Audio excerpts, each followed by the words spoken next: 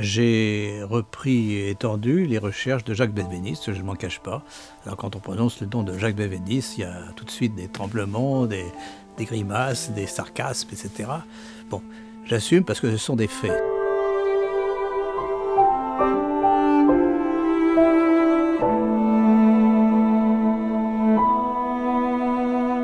Si vous voulez, on a observé il y a à peu près 7 ans maintenant, en 2005, un phénomène très intéressant à partir de bactéries et de virus. On pouvait enregistrer dans certaines dilutions dans l'eau, des hautes dilutions, des radiations électromagnétiques venant de, on l'a montré assez vite, que ça venait de l'ADN de ces bactéries ou de ces virus.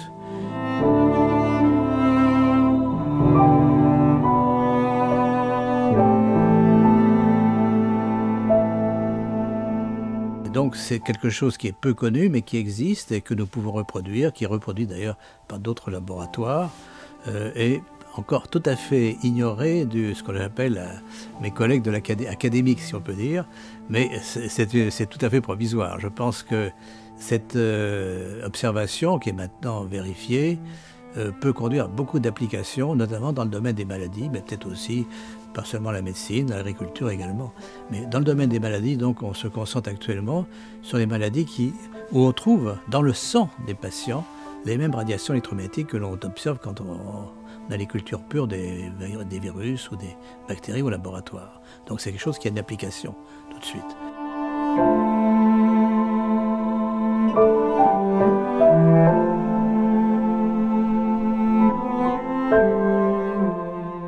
Et on s'est aperçu avec surprise que des maladies qui n'étaient pas connues pour être d'origine infectieuse, on trouvait dans le sang de ces patients c'est un phénomène d'émission de radiation électromagnétique par résonance. Alors je ne vais pas entrer dans tous les détails techniques, mais enfin disons c'est mesurable à chaque fois et ça provient de plasma, de sang de patients qui sont atteints de maladies neurologiques, maladies d'Alzheimer, maladies de Parkinson, autisme, sclérose en plaques également.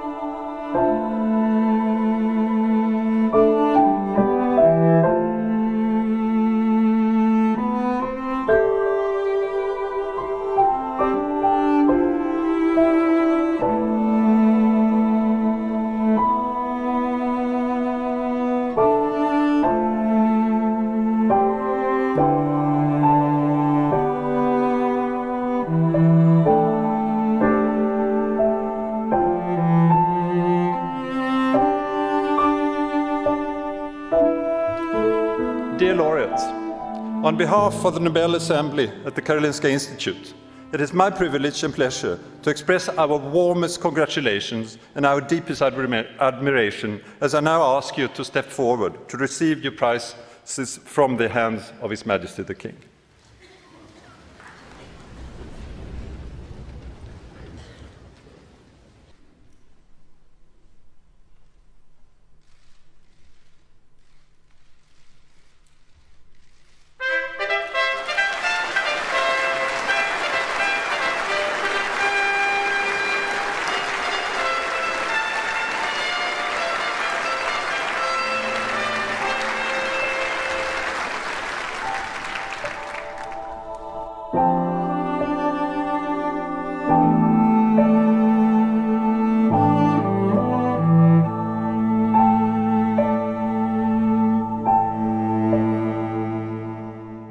Vous avez donc observé qu'il y a des maladies qui donnent des signaux électromagnétiques dans le sang, qui informent le sang en quelque sorte, où il y a des échos, des rémanences dans le sang, donc sclérose, d'autres types de maladies chroniques, l'autisme aussi je crois. Donc comment se détectent ces signaux? Comment se présentent-ils? Ce sont des signaux, alors dans ces maladies, on peut ajouter d'ailleurs aussi les maladies articulaires, la polyarthrite et certains cancers, certaines maladies psychiatriques comme la schizophrénie également. Ce que l'on observe, c'est quand on dilue à de très hautes dilutions, donc les solutions de l'ADN extrait du sang de ces patients, des radiations de très basse fréquence. Alors, on les exprime en hertz. Alors, une hertz, c'est une onde d'une période par seconde. Alors, le courant électrique auquel on est exposé, c'est 50 hertz. C'est une des radiations, justement, qui excite, parce qu'il faut exciter, bien sûr, ce sont des phénomènes de résonance, qui excitent les fréquences émises par ces ADN. Et donc, nous avons, au-dessus du bruit de fond, on a une certaine puissance d'émission que l'on mesure, on a des chiffres. Ça veut dire que ça a des traces d'ADN, et on peut même montrer qu'à certaines dilutions, il n'y a plus d'ADN du tout. Donc, c'est ça qui nous a frappé, et bien sûr, on reprend les idées de Benveniste, c'est-à-dire que on a un milieu intermédiaire qui est l'eau. Alors l'eau, bien sûr, l'eau de tout le monde, de partout, c'est pas l'eau qu'on boit, c'est pas cette eau-là. Mais dans notre corps, nous avons une eau structurée, ce qu'on appelle structurée. Et on peut montrer que dans les dilutions que nous mesurons, où il y a émission des radiations électromagnétiques, il y a probablement une organisation, ce qu'on appelle des domaines de cohérence quantique, nous disent nos amis physiciens. Et ces domaines sont très stables. C'est un peu comme les clés qu'on met dans les ordinateurs. Si vous voulez, les USB, les clés USB, c'est un peu la même chose. On a donc un système de mémoire extrêmement stable. Et donc, dans l'édition, cette structure se maintient. Et donc, c'est ce que nous mesurons à la fois donc, de l'ADN lui-même au départ, mais aussi dans ces structures induites par l'ADN. On a les mêmes radiations et on a pu montrer que ces radiations sont très porteuse d'informations. Elle porte l'information de l'ADN. On peut reproduire l'ADN à distance à partir de ces structures. On peut les envoyer par Internet, par exemple, et les reproduire dans d'autres laboratoires. Ça a déjà été fait.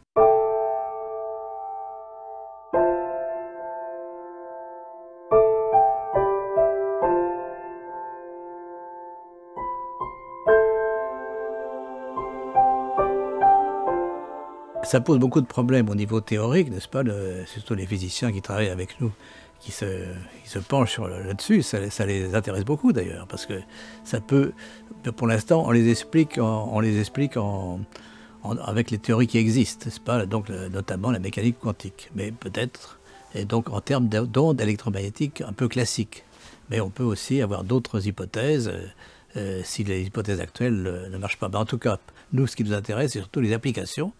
Et application notamment à traiter, si vous voulez, ces patients, où on détecte donc des ondes qu'on peut différencier selon qu'elles viennent de bactéries ou de virus. Et on s'aperçoit donc dans les maladies dont j'ai cité tout à l'heure, les maladies neurologiques, il y a surtout des bactéries et pas des virus. J'ai commencé par bien sûr chercher des virus, c'est ma formation de virologue. Mais malheureusement, enfin heureusement, je dis heureusement parce que les bactéries, on peut les traiter plus facilement. Alors ce qui se passe probablement, c'est que dans ces maladies chroniques, il y a une toute petite infection, mais qui est latente et qui est chronique. C'est-à-dire les bactéries ont appris à se cacher, un peu comme les virus dans les cellules. Donc c'est probablement des petites bactéries intracellulaires qui dorment, mais qui émettent de temps en temps des produits qui peuvent être toxiques pour l'organisme. Et on pense que une hypothèse probable, c'est que ces bactéries ne viennent pas d'extérieur, elles viennent de nous-mêmes, n'est-ce pas? Nous avons une grande quantité de bactéries dans notre intestin, par exemple, ce qu'on appelle la microflore, n'est-ce pas? Qui commence à être étudiée et qui montre qu'il y a énormément d'espèces, énormément de changements qu'on peut détecter suivant les maladies. Et donc, c'est probablement la source de ces produits toxiques ou de ces structures émises dans le sang qui vont atteindre le cerveau et peut-être indirectement en faisant des dépôts, en induisant des dépôts avec les réactions immunitaires dans les petites artères, les petits vaisseaux qui sont autour de notre cerveau, les ménages, n'est-ce pas, dans les ménages, qui vont induire à distance des morts, des changements dans nos cellules nerveuses, des neurones. Donc c'est un mécanisme assez complexe, mais qui s'applique aussi bien à l'autisme chez les enfants qu'à la maladie d'Alzheimer chez l'adulte ou chez les gens âgés.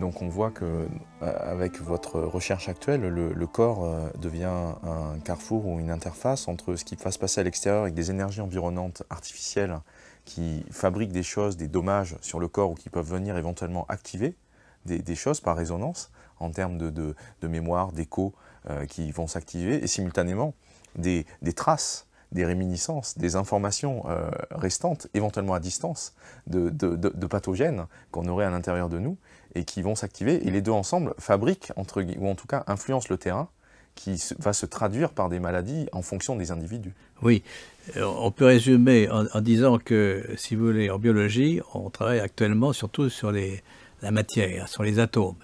Et on a complètement oublié qu'on est entouré d'ondes également, n'est-ce pas? C'est le côté matière et le côté énergie. Nous sommes entourés de sources d'énergie, des étoiles, etc. Mais nous en avons également, et d'ailleurs nous émettons des ondes. Notre cerveau lui-même émet des ondes, et ça peut varier d'un individu à l'autre. Donc c'est un nouveau champ d'exploration qui peut mener effectivement à des traitements par les ondes elles-mêmes, n'est-ce pas? Il va y avoir des bonnes et des mauvaises ondes. Mais pour l'instant, on n'est pas encore là, on est plus terre à terre, disons, et on travaille avec ce qu'on a, et on traite par exemple par des antibiotiques du fait que ces maladies donc, ont ces infections bactériennes latentes qui se cachent quelque part, probablement dans la moelle osseuse, et qui sont relativement peu accessibles aux antibiotiques. Donc il faut traiter longtemps. Alors c'est un nouveau problème parce que les médecins nous disent « Ah non, non, il ne faut pas traiter très longtemps, on va induire des résistances ». Non, nous avons justement des médecins avec nous qui travaillent, qui sont très spécialisés dans ces traitements antibiotiques à long terme et qui ont des résultats spectaculaires. C'est très très intéressant par rapport à cette problématique de fond, mais émergente mais incontournable, qui est celle du développement de la résistance aux antibiotiques, ou en tout cas des organismes pathogènes qui deviennent antibiorésistants. Ce n'est pas vraiment une résistance par mutation, c'est une résistance en émettant des structures qui sont invisibles aux antibiotiques. De l'eau, par exemple, n'est-ce pas? L'eau, c'est invisible au système immunitaire, c'est invisible au traitement, aux antibiotiques. Mais de temps en temps, ces organismes, quand même, sont obligés de passer par une phase sensible. C'est là qu'on peut les choper. Mais il faut faire très très longtemps. C'est un peu comme, je prends un exemple que je connais bien, le virus du sida. On est obligé de traiter tous les jours par la trithérapie des virus, même s'il y en a très peu, pour empêcher qu'ils se recommencent à se multiplier. Et donc c'est la même chose. Et le problème des résistances, en fait, dans le traitement du sida, vient des gens qui ne respectent pas cette prise quotidienne des antiviraux. Donc c'est un peu la même chose. Donc on ne doit pas tellement craindre plutôt, on ne doit pas tellement craindre les effets secondaires des antibiotiques, on peut les maîtriser et ne pas craindre non plus les résistances. Donc on peut traiter d'une certaine façon, avec une expertise, on peut traiter une personne longtemps par des antibiotiques. Mais je pense qu'effectivement, la deuxième étape sera de prendre des produits d'origine purement naturelle, n'est-ce pas? On sait qu'il y a des plantes également qui sécrètent des antibiotiques sans effet secondaire, donc on peut naturellement utiliser des produits naturels, antioxydants aussi, parce qu'il y a aussi un stress antioxydant de toutes ces maladies, et puis après, peut-être les autres.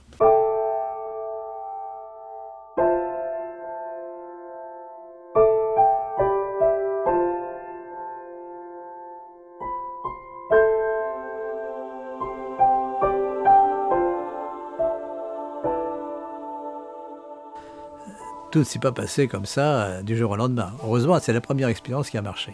C'est ça qui nous a encouragé à continuer. Si ça n'avait pas marché, c'est la première en 2005. Mais bien sûr, il faut connaître beaucoup de détails et nous transmettons cette information à nos collègues. Et voilà, et après, ça marche. Ce sont surtout des observations que nous avions faites à notre petit groupe, nous-mêmes, n'est-ce pas? Et surtout, disons, l'avantage qu'on a sur l'expérience de Benveniste, c'est qu'on ne mesure pas des effets biologiques, mais on mesure des structures chimiques. On travaille sur l'ADN et on peut montrer que ce que nous enregistrons avec l'eau dans les hautes dilutions peut être retranscrit en ADN. Probablement, il y a des enzymes, des polymérases qu'on appelle, des enzymes qui multiplient l'ADN, qui polymérisent l'ADN, qui savent reconnaître ces structures. Donc c'est un phénomène probablement très général qui existe, sans qu'on puisse sans avoir pu le détecter. Et notre chance, c'est que, bon, disons, je travaillais sur des petites bactéries qui étaient ce qu'on appelle des mycoplasmes, et j'avais filtré, faire passer ces suspensions de bactéries à travers des fils qui éliminaient complètement tous les corps des mycoplasmes, tous les corps bactériens. Et malgré ça, on pouvait récupérer le mycoplasme si on incubait cette solution apparemment stérile avec des cellules humaines. Donc les cellules humaines avaient probablement des enzymes pour savoir lire quelque chose dans l'eau, parce qu'il n'y avait absolument que de l'eau. Et c'est ce qui a été le point de départ, donc cette de cette aventure, qui n'est pas terminée bien sûr, mais enfin qui donne déjà des résultats. Et ce que j'espère, c'est que, vous parliez tout à l'heure de controverses, eh bien, que tout ceci va s'aplanir dans les prochaines années, et j'espère en France.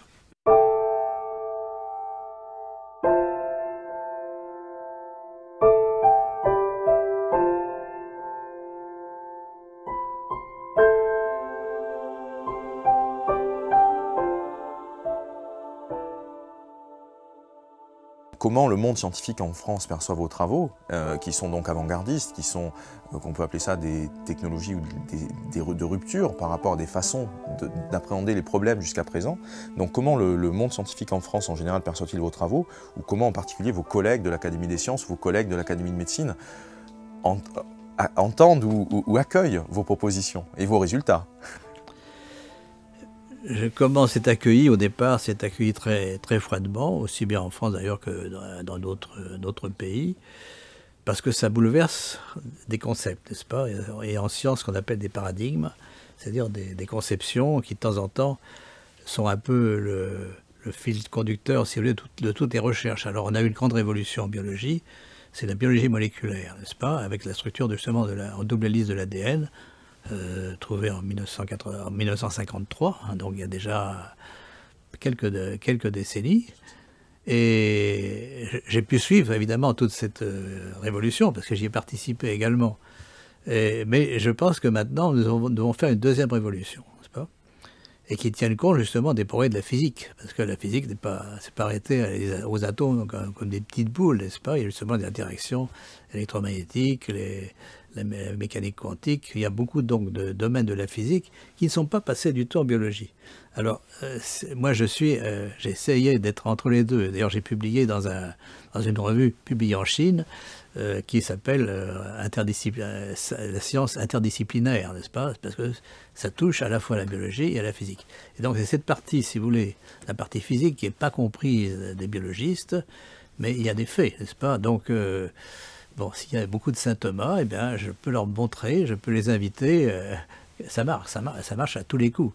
Du temps de Benveniste, ça ne marchait pas tout le temps, n'est-ce pas? Il y a des problèmes justement des ondes, provenant même des manipulateurs, n'est-ce pas?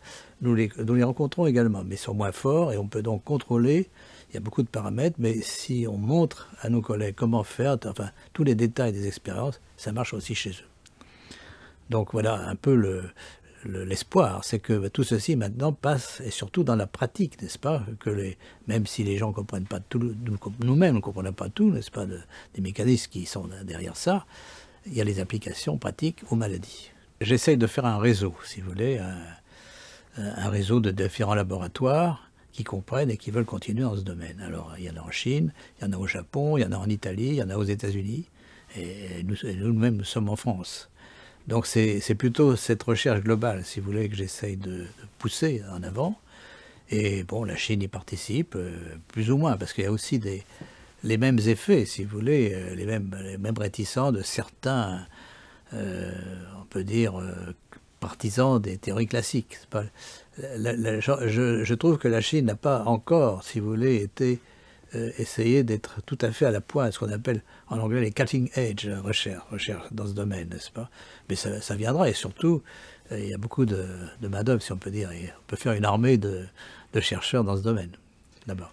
Comment mes recherches sont-elles accueillies? Comme je bouleverse à la fois des concepts et que j'utilise des techniques qui ne sont pas familières aux biologistes, n'est-ce pas, les techniques de physique, d'informatique, d'électronique, il y a donc une certaine résistance. Alors, on sait qu'en science, pour qu'un travail, une découverte soit validée, acceptée, il faut qu'elle soit reproduite à distance par des laboratoires de façon indépendante.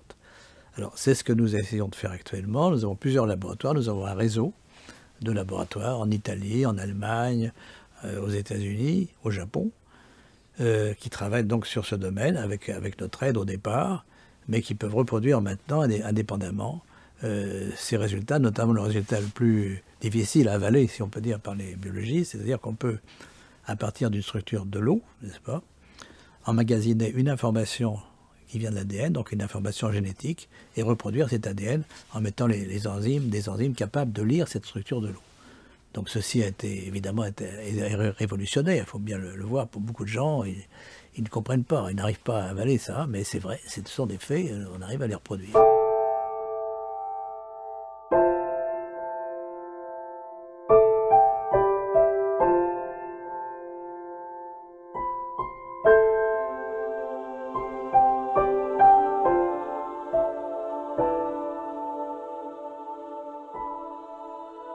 Est-ce qu'il y a des interférences au niveau électromagnétique? Bien sûr, nous baignons dans un bruit électromagnétique et ce bruit intervient à la fois positif parce qu'il excite les résonances de l'ADN, mais il varie beaucoup et il peut être très gênant dans nos expériences. Il peut venir des personnes d'ailleurs qui sont à côté. C'est pour ça que la première précaution, c'est qu'on ait de l'espace, du calme, que le manipulateur n'ait pas trop de monde autour de lui, n'est-ce pas? C'était une première des choses. La deuxième, il y a effectivement essayer de se débarrasser de ce bruit. On a des méthodes, bien sûr, on peut dire des métaux qui peuvent absorber et empêcher ces ondes parasites de passer. Et puis après, on trouve aussi d'ailleurs les fréquences qui sont les plus importantes. Alors dans ces fréquences, il y a des fréquences artificielles qui viennent du courant électrique, des activités humaines, mais il y a aussi des fréquences d'origine naturelle. Il y a autour de la Terre des ondes de basse fréquence, à peu près de 7-8 Hz, qui circulent et qui sont pour le moment aussi excitantes et qui existent depuis la nuit des temps. C'est lié à la Terre elle-même, aux décharges électriques, des orages, etc. Donc, on les connaît, mais il y a aussi parfois des choses qui viennent du ciel, n'est-ce pas, du soleil, les éruptions solaires, par exemple. Il paraît qu'on va entrer à nouveau maintenant, comme en 2005, justement, on a fait nos premières expériences dans une période de grande éruption solaire. Alors, qu'est-ce qui va se passer dans nos mesures? On le verra. On essaie d'ailleurs de capter la météorologie des ondes qui existent, n'est-ce pas? Il y a des bulletins qui sont publiés, donc on va essayer de suivre ce qui se passe. Mais en fait, malgré ça, on peut travailler, disons. On a essayé justement de faire des machines qui se débarrassent, on peut dire, de trop de bruit électromagnétique. Mais il faut les connaître.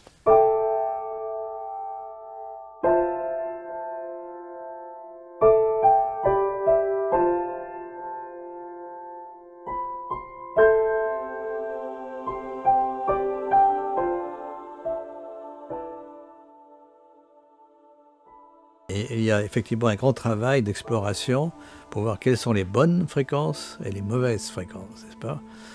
Alors là, on rejoint un peu ce que certains croient que c'est de la médecine de charlatan, mais ça ne l'est pas, n'est-ce pas? Nous émettons des ondes, et ces ondes peuvent varier en fonction de nos activités, mais aussi d'un individu à l'autre. Il y a probablement des facteurs génétiques qui interviennent aussi. Le magnétisme, on en parle depuis longtemps, n'est-ce pas? Il y a Mesmer, etc., au 19e siècle. Dès la découverte de l'électricité, on a vu très vite le magnétisme.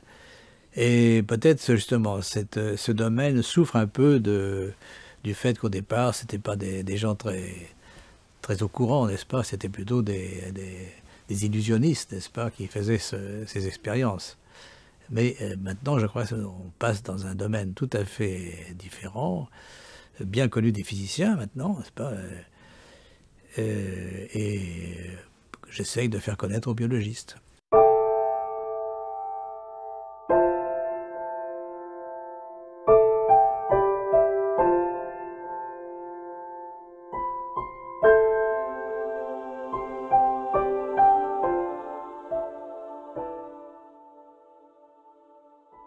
Dans votre livre, en 2008, Les combats de la vie, vous abordiez la question de la pollution électromagnétique en soulignant le fait qu'on était confronté à une situation vraiment sans précédent.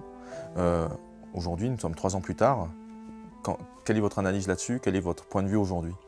Je dirais que c'est encore pire. Enfin, dans ce livre qui date de 2008, Les combats de la vie, je mentionnais en passant un peu les différents facteurs d'environnement, la pollution chimique, la pollution atmosphérique, les aliments, etc. Et en passant un peu la pollution électromagnétique, qui est quand même un phénomène nouveau par rapport à ce qu'ont vécu nos ancêtres.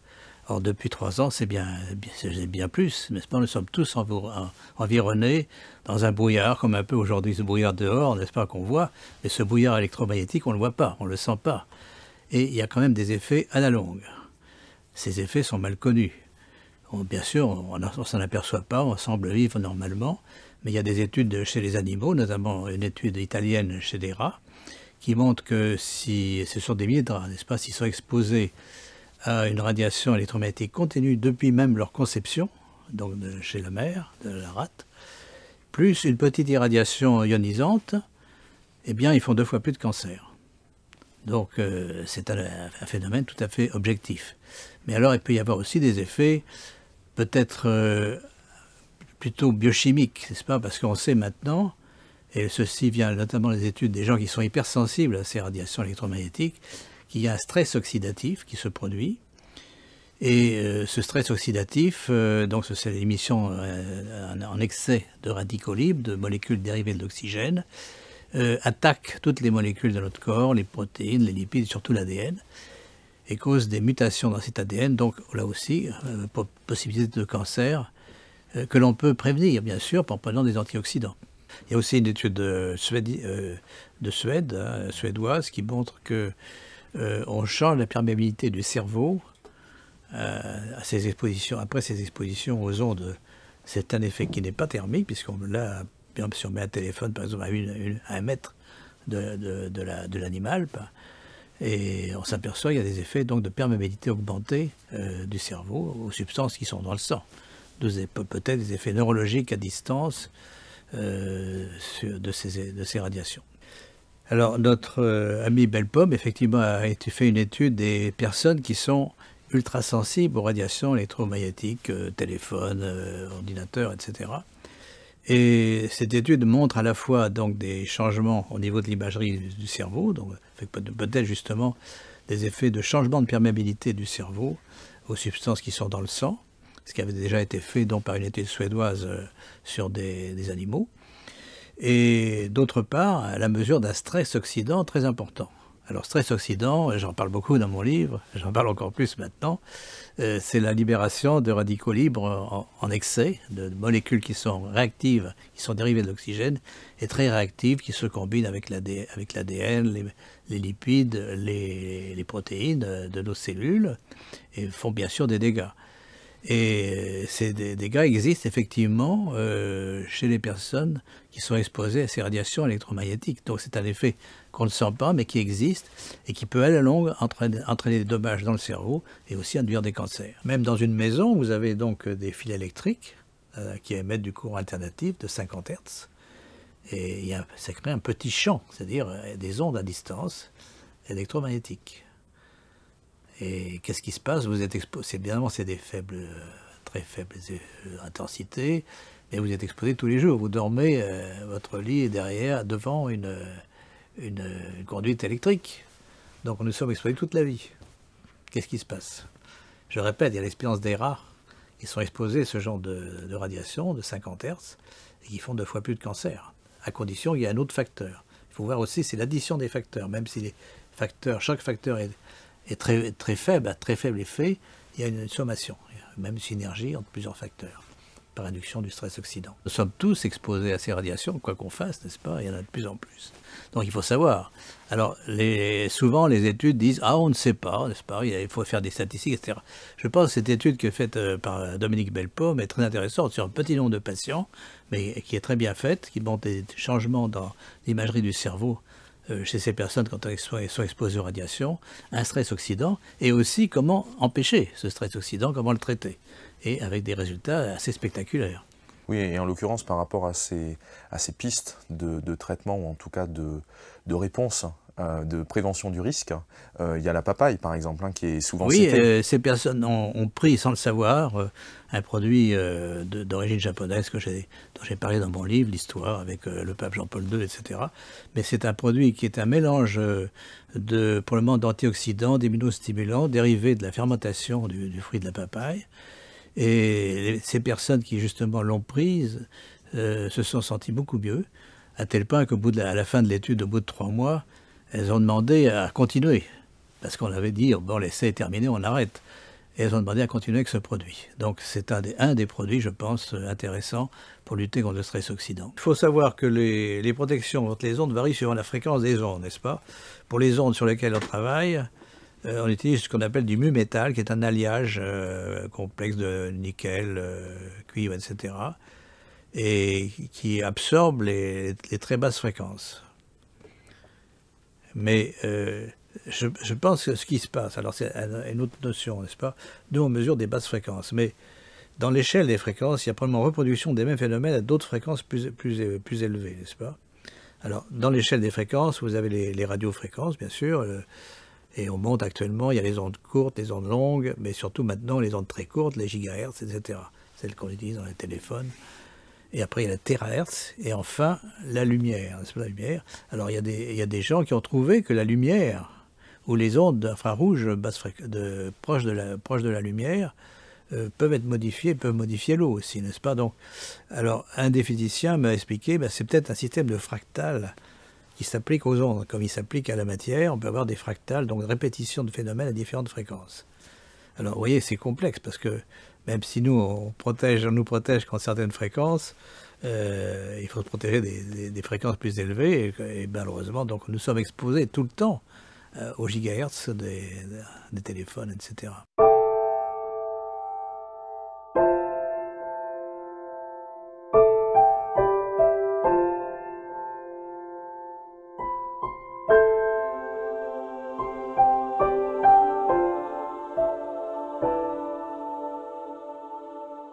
La nature humaine est telle qu'on cherche toujours le moins difficile, le plus facile.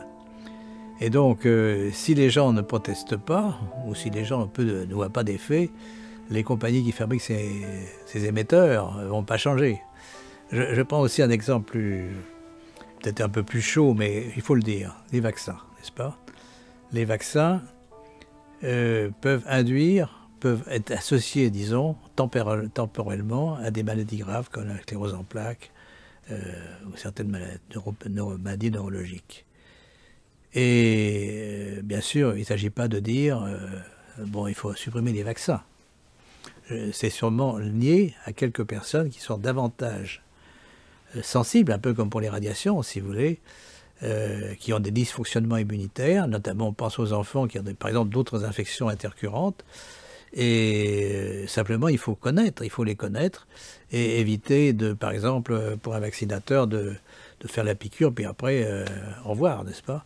Il faut, à partir d'une première injection, voir s'il n'y a pas d'effet, et s'il y a des effets, il faut arrêter, il ne faut pas faire une deuxième ou troisième injection, on peut avoir des effets graves. C'est ce que j'essaye de dire. Mais là, on se heurte à la facilité, et c'est pas absolument prouvé par des études statistiques, mais les parents qui voient un enfant changer totalement après une vaccination, il faut quand même se poser des questions. Et on est en train de, si on ne fait rien, on tue les vaccins, on tue le principe même de la vaccination. Moi, je crois à la vaccination, à cette protection très importante au niveau des populations. Il n'y a qu'à voir, on a fait disparaître la polio, la diphtérie, la variole grâce au vaccin. Donc il ne faut pas jeter l'enfant avec l'eau sale de la baignoire. Mais il faut voir qu'il y a quand même quelques personnes, quelques enfants, qui peuvent être dans certaines conditions d'environnement, liées à l'environnement, ce n'est pas génétique forcément, à des effets nocifs de ces vaccinations. Il faut simplement les connaître, donc faire de la recherche, avoir des méthodes pour les détecter, comme nous les détectons nos émissions électromagnétiques. Je ne dis pas qu'on peut les détecter par les émissions électromagnétiques, mais on peut les détecter probablement par des petits changements de réponse immunitaire. Mais on a des méthodes pour les détecter. Donc il faut simplement faire de la recherche, et ça coûte de l'argent, mais ça évitera de tuer la vaccination dans l'esprit des parents, des gens. Je crois qu'il faut être conscient qu'on ne connaît pas tout, n'est-ce pas? Et que même si on n'a pas d'effet immédiat d'un traitement, d'une exposition, d'une vaccination, ça ne veut pas dire qu'il n'y a pas des effets à long terme. Il faut parfois même passer des générations. Donc, alors, c'est difficile pour un homme politique qui est élu pour 5 ans de penser à ça. Mais il faudrait lancer des études qui sont des études à moyen terme, des études de longue durée, de 5 ans à 10 ans par exemple, pour être sûr qu'il n'y a pas vraiment d'effets nocifs, même plus. Parfois, si on touche à un autre domaine je touche dans mon livre également, qui est le problème des manipulations génétiques, n'est-ce pas? Je suis contre, bien sûr, le clonage, etc. De tout ce qui peut toucher disons, aux cellules qui vont nous reproduire dans la génération suivante. C'est très important. Tout ce que nous avons en nous date de très longtemps, et peut-être il a fallu des milliards d'années, plusieurs milliards d'années pour nous faire dans cet ADN magnifique, merveilleux, qui va faire donc en harmonie et jouer une musique telle que nous allons être reconstitués à chaque génération. Il faut garder ça. Il ne faut pas vraiment toucher à ça du tout, pour l'instant. Sinon, on est des apprentis sorciers.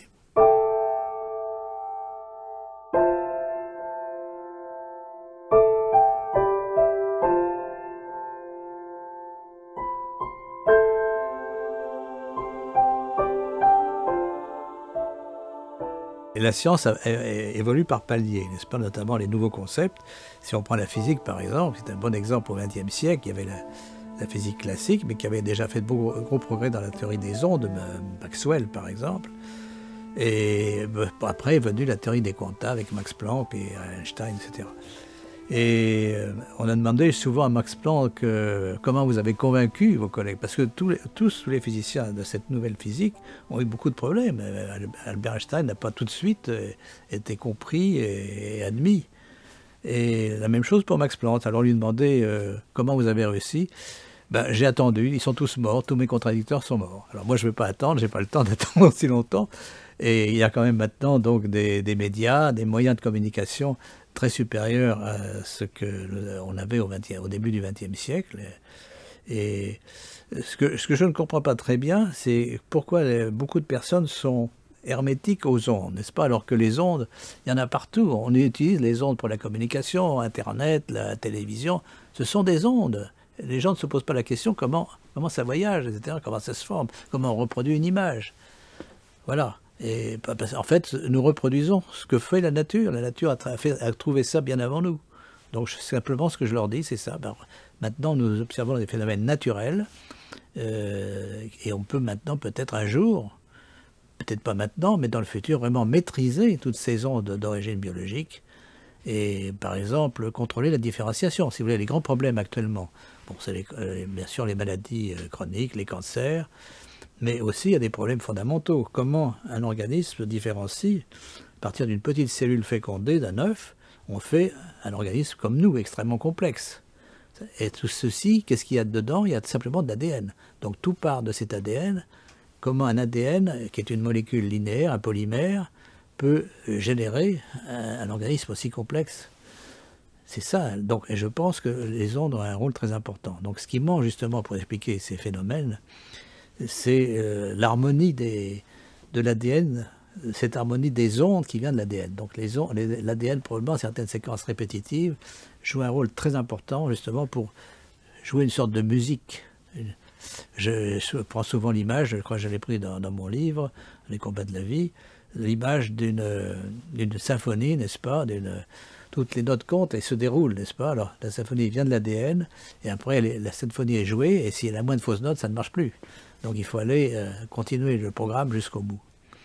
Et bien sûr, un jour, on pourra, si on comprend ça, on pourra comprendre comment les organes, non seulement les organes, mais comment l'organisme, comme un tout, se constitue. Et à ce moment-là, ça ouvre peut-être des perspectives immenses pour reproduire non seulement des cellules. Actuellement, on sait différencier des cellules, mais on ne sait pas faire un organe. Le jour où on saura faire un organe, pour le moment, par le contrôle des ondes de l'ADN, on pourra remplacer n'importe quel organe directement.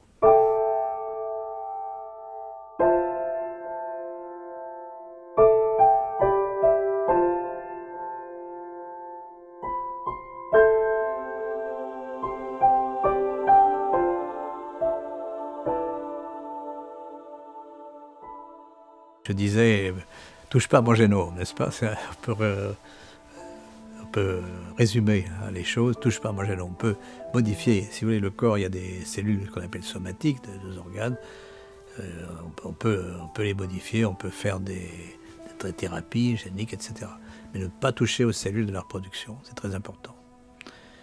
Et même dans mon livre, je mets en garde justement pour des raisons biologiques, pas pour des raisons morales ou éthiques, les mères porteuses, le problème des mères porteuses. Si on introduit dans un utérus un organisme totalement étranger, n'est-ce pas?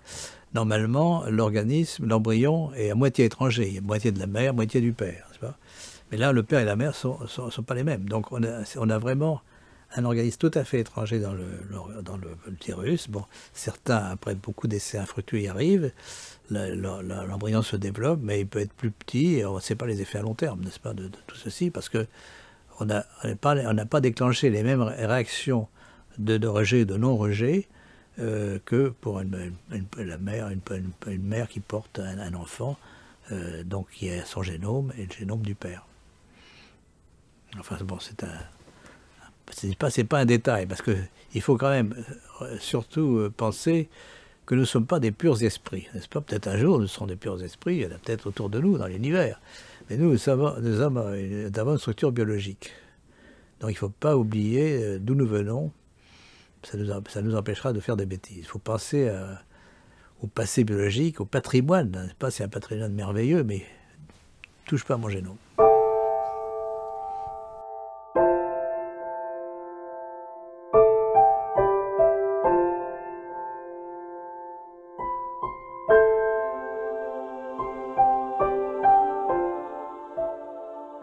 Ce que je voudrais dire, un peu en guise de conclusion, c'est que ce que nous étudions, ces aspects sur la médecine, sur le rôle des radiations, etc., ça touche à des problèmes de société, n'est-ce pas?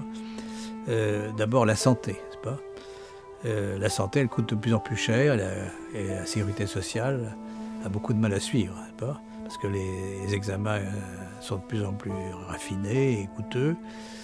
Et comme on prolonge la vie des gens, eh bien, il y a davantage de ces maladies chroniques qui font que des personnes peuvent être enfermées, je dis bien enfermées, dans des maisons de retraite pendant des années. Et aussi des enfants qui souffrent énormément de l'autisme, par exemple, qui aussi augmente de façon très inquiétante. Donc ce que je voudrais dire, c'est que on va vers une révolution de la médecine qui est celle de la prévention. Il faut empêcher justement que les malades aillent dans ces phases ultimes où on ne peut plus rien faire, qui sont irréversibles, alors qu'au début, si on les prend au début, on va pouvoir arrêter l'évolution. Grâce à justement ces nouvelles techniques de détection électromagnétique peuvent servir à ça notamment, n'est-ce pas? Donc je rêve de centres de médecine préventive où on associe donc des techniques de laboratoire très poussées, moléculaires, électromagnétiques, à des médecins qui écoutent, qui ont le temps d'écouter, et surtout qui vous donnent des conseils, pas des grands médicaments toxiques, mais des conseils, des prescriptions de médecine douce, si on peut dire, de produits naturels, qui vont empêcher cette évolution. Donc c'est vraiment une révolution à la fois de la médecine et pharmaceutique également. D'ailleurs, les firmes pharmaceutiques commencent à comprendre cette évolution, mais il faut peut-être l'accélérer, le faire prendre conscience à tout le monde, et aux médecins, aux hommes politiques et aux patients que nous sommes, aux futurs patients que nous sommes. Tout le monde est disait le docteur Knock, toute personne en bonne santé est un malade qui s'ignore. C'est la première des choses. La deuxième chose, c'est les conséquences économiques, n'est-ce pas? Donc la santé peut coûter beaucoup moins cher si on arrive à cette prévention, mais on peut avoir des applications qu'on n'imagine même pas maintenant au niveau de l'agriculture, n'est-ce pas? On peut faire de l'homéopathie pour traiter les plantes, par exemple, n'est-ce pas? Des hautes dilutions pour empêcher d'utiliser des pesticides à forte concentration. Une toute petite dose peut peut-être avoir le même effet. C'est une question. Je ne dis pas que ça existe, mais c'est une question. Donc il y a énormément d'applications et je trouve dommage que la France et l'Europe ne soient pas en tête, n'est-ce pas? Ne nous écoutent pas là-dessus, car à mon avis, la croissance indéfinie n'existe pas, n'est-ce pas? On peut pas. Tous les organismes biologiques ont appris à contrôler leur croissance. On ne peut pas aller d'une façon indéfinie. Donc la croissance économique, c'est pareil, il faudra qu'elle s'arrête. Mais ça ne veut pas dire qu'il n'y aura pas de croissance quand même. Il y aura une restructuration. C'est-à-dire que je pense les pays actuellement les plus évolués, les plus développés, devraient se tourner, les Américains l'ont bien compris, vers ces techniques AgTech. Donc l'innovation, la grande innovation, c'est à mon avis le futur de notre pays. Et c'est par là qu'on pourra se faire cette nouvelle croissance et résoudre nos problèmes de dette, de chômage. Voilà, c'est mon rêve.